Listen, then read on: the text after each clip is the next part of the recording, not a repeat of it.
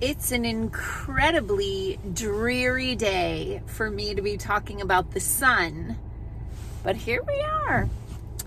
Hi, I'm Dr. Patty Barch. I'm a traditional naturopath, founder and owner of Naturally Unbridled Wellness and naturallyunbridled.com. And this is Down the Ridge with Dr. Patty, where I give you 7 to 10 minutes of holistic life and wellness information on my way to work. And today's topic is the sun.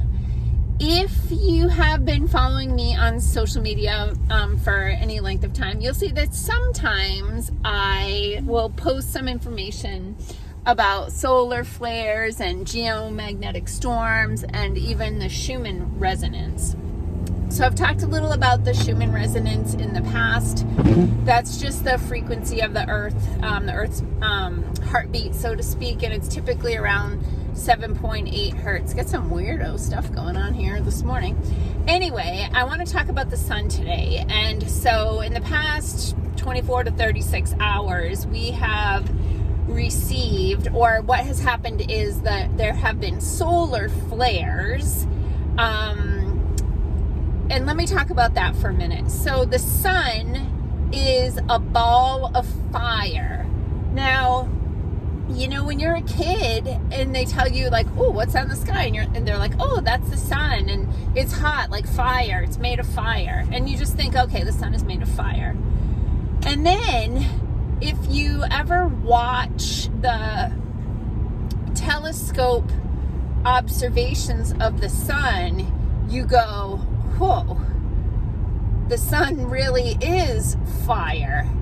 And if you watch a fire, the fire cracks and pops and, you know, sparks.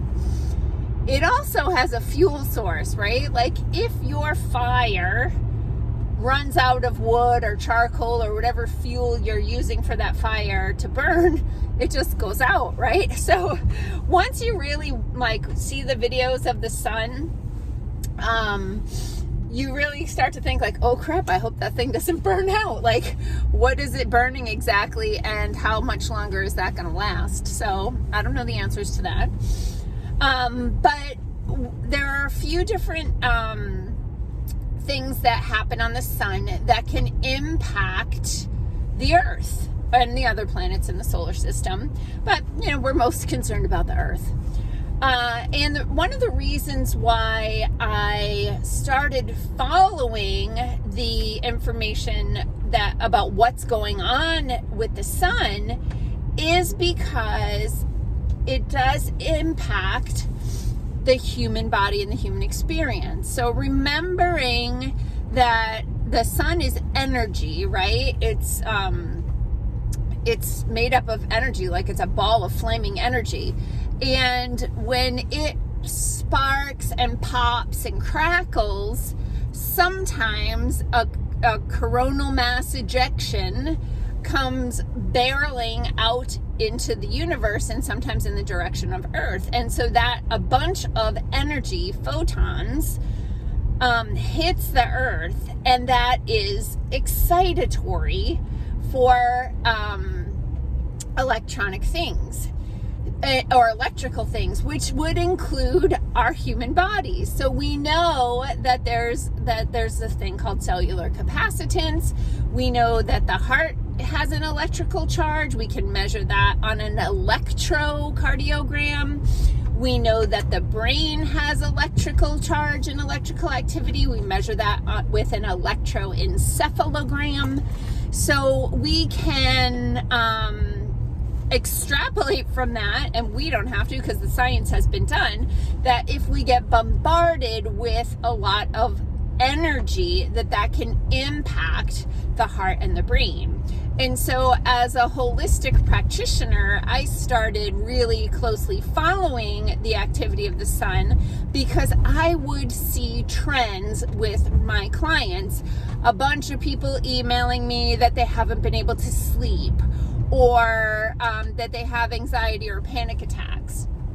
And then in even worse case scenarios would be things like seizures or heart attacks or cardiac arrests.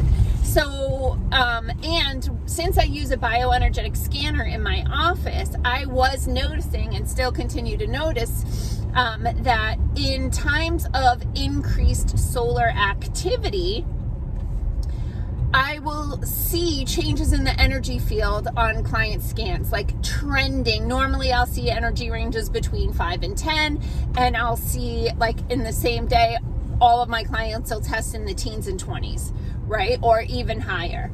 And so I actually subscribe to text alerts from spaceweather.com to send me text messages. I think I pay like $5 a month to get text messages about what's going on in the earth, so I can be aware of how it's impacting me personally, but also my animals and my clients. So a couple of things that I wanted to mention. So there is a great YouTube channel. Gets a little technical. I've been following it for maybe 8 to 10 years now, but really in the past 5 years pretty consistently. The channel starts with the word suspicious, and then the next word is observers, and the O in observers is actually a 0, but they have enough subscribers that however you search it on YouTube, you will find it.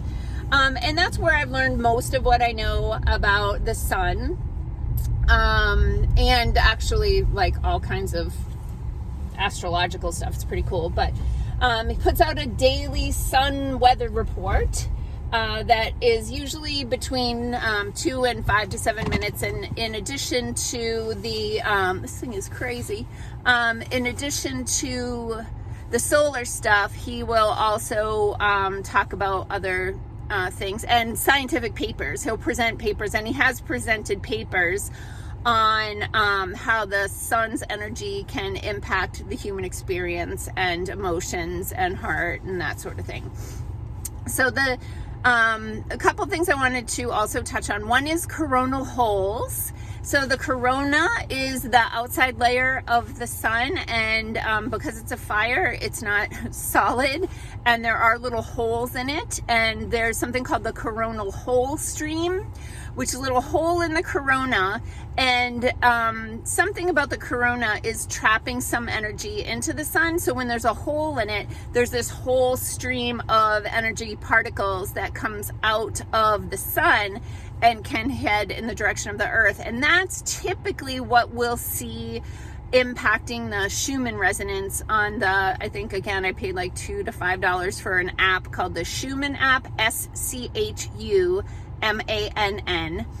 And that when the coronal hole stream is facing the earth, that's typically when we see the Schumann resonance going from about 7.8 hertz up into the 30s.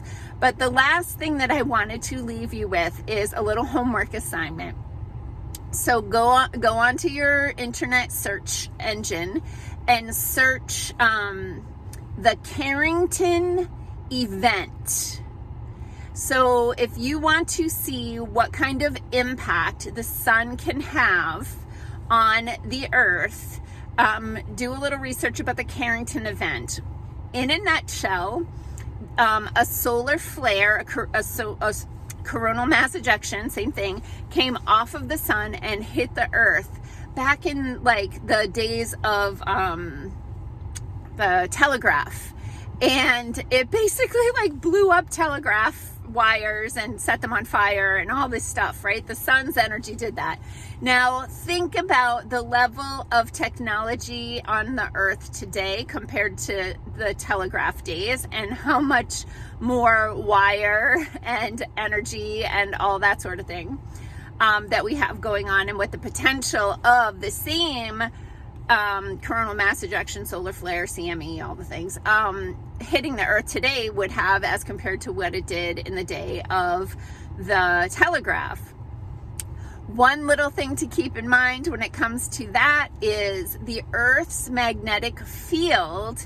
It's documented that it is weakening at an exponential rate. It's a little bit horrifying.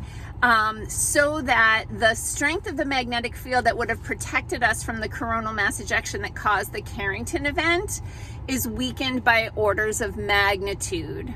so that the same level coronal mass ejection hitting the Earth today would have an order of magnitude greater impact on the Earth because the weakened magnetic field, and then multiply that by the amount of technology and copper wires and all the things that we have in our environment. And then you'll understand why I pay attention to the sun. Okay.